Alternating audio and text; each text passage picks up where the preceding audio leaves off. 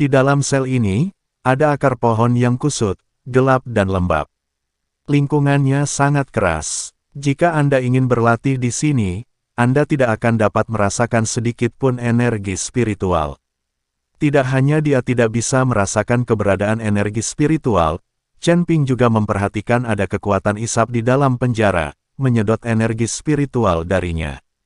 Meskipun kekuatan isap ini sangat lemah dan hampir tidak terdengar, hal itu masih diperhatikan oleh Chen Ping. Saudaraku, maafkan aku tidak punya uang untuk menebusmu, maafkan aku. Melihat kakaknya seperti itu, Yao Mei merasa sangat tertekan. Ketika saudara laki-laki Yao Mei mendengar ini, dia terdiam beberapa saat. Setelah beberapa saat, dia menjadi tenang dan berkata sambil tersenyum, "Kakak, kamu tidak perlu datang menemuiku lagi. Aku tahu begitu kamu datang, kamu akan datang, diperas oleh penjaga. Kamu harus menjalani kehidupan yang baik sendiri. Kakakku tidak bisa menjagamu lagi. Kamu harus menjaga dirimu baik-baik. Saudaraku, jangan katakan itu. Kamu pasti bisa keluar. Jangan berkecil hati." Yao Mei menyemangati kakaknya. "Kita tidak bisa keluar. Pernahkah kamu melihat bahwa jumlah orang di sel ini semakin sedikit?" kata saudara Yao Mei. Baru pada saat itulah Yao Mei menyadari bahwa sepertinya tidak ada seorang pun di sel sekitarnya. "Saudaraku, di mana para tahanannya? Apakah mereka semua sudah dibebaskan?" Yao Mei ingat terakhir kali dia datang, ada banyak tahanan di sel ini. Tapi sekarang para tahanan ini sudah pergi. "Mati, mereka semua mati," kata saudara Yao Mei. "Mati, kenapa kamu mati?" Yao Mei tidak mengerti, bagaimana dia bisa mati jika dikurung di penjara. Sekalipun dia tidak makan atau minum, mustahil seorang biksu mati. Terlebih lagi, setelah mencapai alam melampaui kesengsaraan, para beku dapat hidup selama ribuan tahun, lalu mengapa mereka mati begitu mudah? Entahlah. Lagi pula, mereka semua sudah mati. Rasanya aku tidak akan bisa lama-lama. Kakak Yao Mei menggelengkan kepalanya dan berkata, "Apakah para beku yang mati semuanya layu, seolah-olah budidaya mereka telah dihisap hingga kering?" Saat ini, Chen Ping berbicara. Begitu Chen Ping membuka mulutnya, saudara laki-laki Yao Mei menyadari keberadaan Chen Ping. Setelah melihat Chen Ping lagi, saudara laki-laki Yao Mei bertanya kepada Yao Mei, "Kakak, siapa orang ini?" Kakak Yao Mei sangat waspada. Lagi pula, ada orang asing di samping adiknya. "Saudaraku, namanya Chen Ping. Saya bertemu dengannya dalam perjalanan ke Beast City. Kalau bukan karena uang yang dia pinjamkan padaku, aku tidak akan bisa datang menemuimu hari ini." Yao Mei mengikuti kakaknya untuk memperkenalkan Chen Ping. "Mengapa dia ingin meminjamkanmu uang? Apakah ada motifnya? Jangan mudah percaya pada orang lain. Kamu terlalu bodoh dan mudah ditipu. Banyak orang mendekatimu, dan mereka pasti mendambakan kecantikanmu." Kakak Yao Mei memperingatkan Yao Mei, "Saudaraku, Chen Ping tidak mendambakan kecantikanku. Keindahan di sekitarnya jauh lebih cantik dariku," kata Yao Mei sangat malu. Kakak Yao Mei memandang Chen Ping, lalu berkata dengan nada peringatan, "Nak, jangan punya rencana apapun untuk adikku. Jika kamu memberitahu aku bahwa kamu menindas adikku, aku akan membunuhmu saat aku keluar." "Apakah kamu pikir kamu masih bisa keluar?" kata Chen Ping sambil tersenyum tipis. Kakak Yao Mei tertegun, lalu menghela nafas dan berkata, "Aku tidak tahu apakah aku bisa keluar. Jika kamu benar-benar menyukai adikku, aku harap kamu bisa menjaganya dengan baik dan jangan mengecewakannya."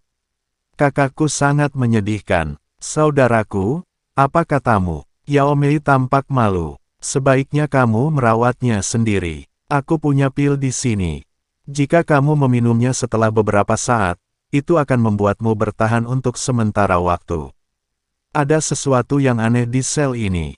Sepertinya ada kekuatan isap yang tidak bisa dijelaskan yang menyerap kekuatan spiritual di dalam tubuh. Saya merasa para biksu yang meninggal semuanya kehabisan kultivasi mereka dan mati.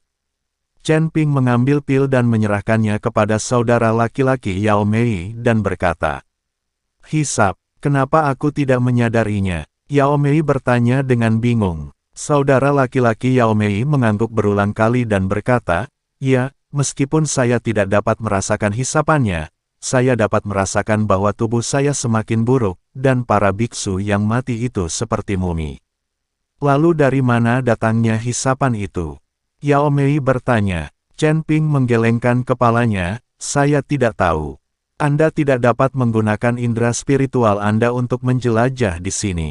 Tidak mudah menemukan sumber hisapannya." Tepat ketika Chen Ping hendak melihat lebih dekat ke sel dan bertanya secara detail kepada saudara laki-laki Yao Mei, sebuah suara tiba-tiba terdengar. "Waktunya habis." Kapten Zhou berteriak di luar.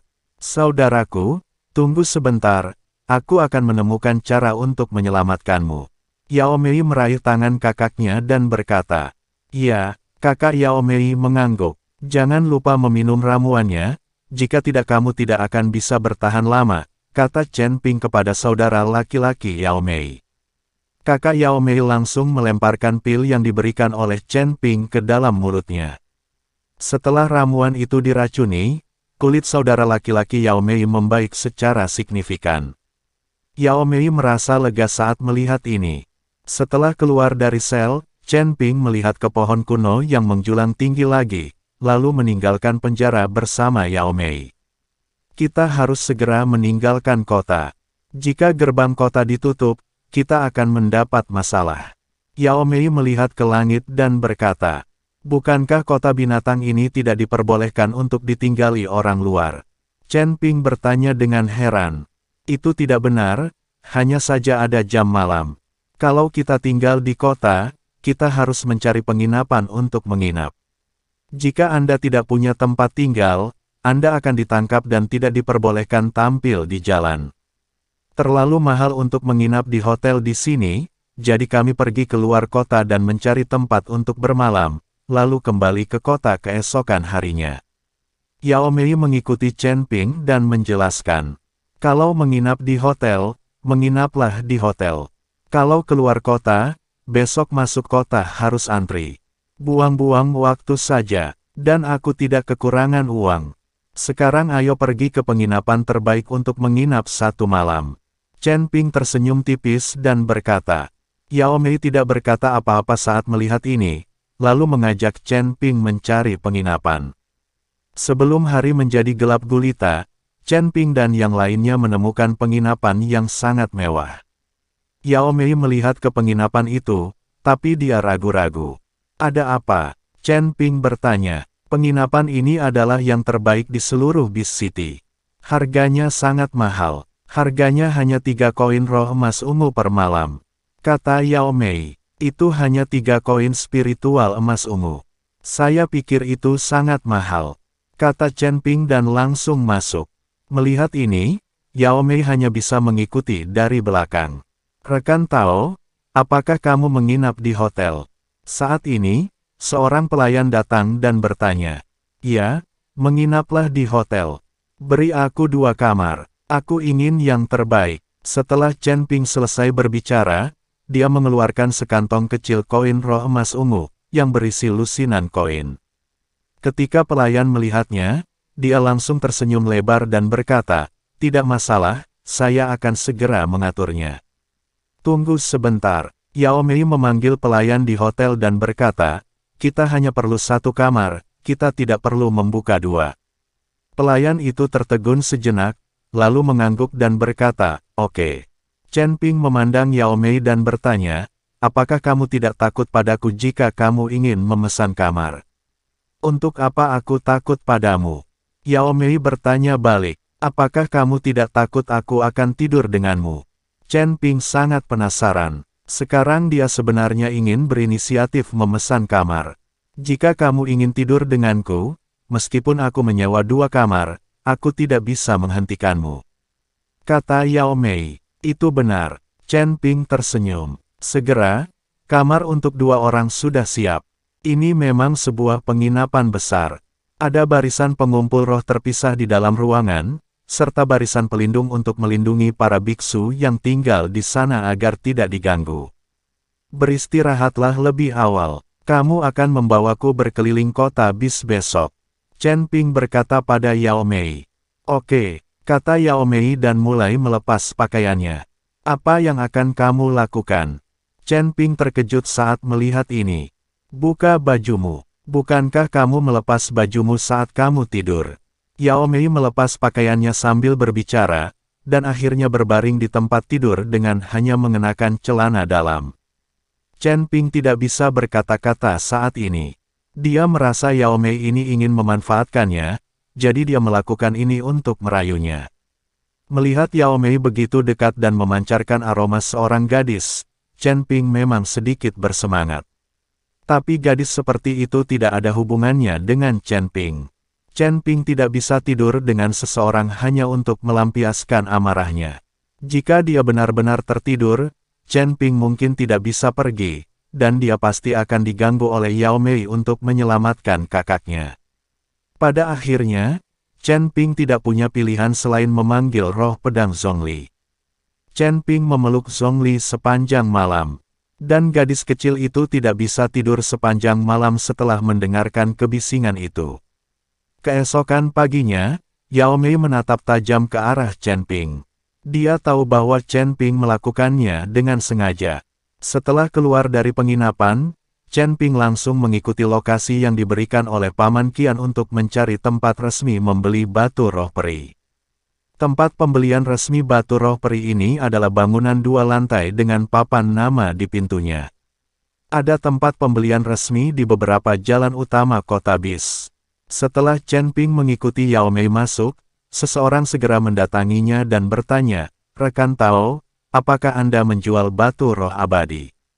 "Iya, tapi sebelum menjual, saya ingin bertemu dengan penanggung jawab di sini." Chen Ping berkata kepada petugas di toko. "Kami adalah toko pembelian resmi di sini. Kami jujur dan dapat dipercaya. Anda tidak perlu bertanya kepada penjaga toko kami. Harga belinya sama." Orang itu berkata pada Chen Ping. Dan dia berbicara dengan nada yang sangat menghina, meremehkan Chen Ping sama sekali. "Itu hanya sepotong batu peri untuk dijual, tetapi jika Anda ingin bertemu dengan penanggung jawabnya, pria itu pasti tidak akan setuju. Saya punya banyak batu peri di sini, jadi saya harus bertemu dengan penanggung jawab toko Anda." Chen Ping menjelaskan, "Berapa banyak batu roh abadi yang bisa kamu miliki? Kamu masih harus bertemu dengan penjaga toko kami, tapi paling banyak hanya 10 atau 20. Pria itu mendengus dingin. Chen Ping tidak berbicara, tetapi membuka tas penyimpanan. Ada banyak batu peri di dalamnya, dan ada banyak batu besar, semuanya sangat langka. Pria itu tercengang dan sikapnya segera berubah. "Rekan Tao, silakan naik ke atas. Saya akan segera menelepon penjaga toko kami." Pelayan membawa Chen Ping dan yang lainnya ke atas, lalu pergi mengundang penjaga toko. Setelah beberapa saat, penjaga toko diundang, tetapi ketika Chen Ping melihat orang itu datang, dia tercengang. Pasalnya, penjaga toko tersebut ternyata adalah pria parubaya berjubah hijau yang berhasil ditangkapnya. Pria parubaya berjubah hijau ini paling takut mati, jadi dia selalu memohon untuk nyawanya. Ketika pria parubaya berjubah hijau melihat Chen Ping, dia tertegun sejenak, dengan ekspresi tidak percaya di wajahnya. "Penjaga toko, orang tahu ini memiliki batu spiritual abadi untuk dijual, dan jumlahnya banyak." Pria itu berkata kepada pria parubaya berjubah hijau. Pria parubaya berjubah hijau terbangun dari keterkejutannya, buru-buru berpura-pura tidak mengenalnya, dan berkata kepada Chen Ping, "Rekan Tao, karena kamu memiliki banyak batu peri untuk dijual, ikutlah denganku ke kamar untuk membahasnya secara detail." Pria parubaya berjubah hijau ingin membawa Chen Ping ke dalam ruangan, jika tidak, jika kisah mereka keluar secara pribadi terungkap, maka mereka semua akan dimusnahkan. "Oke." Chen mengangguk dan mengikuti pria parubaya berjubah hijau ke sebuah ruangan.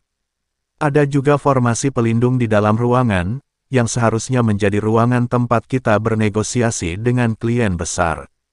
Kenapa kamu di sini? Bukankah aku sudah mengatakan bahwa setelah aku membawamu ke Beast City, kamu tidak akan mengenal siapapun lagi, dan kamu tidak seharusnya mencari kami lagi. Pria parubaya berjubah hijau berkata dengan marah.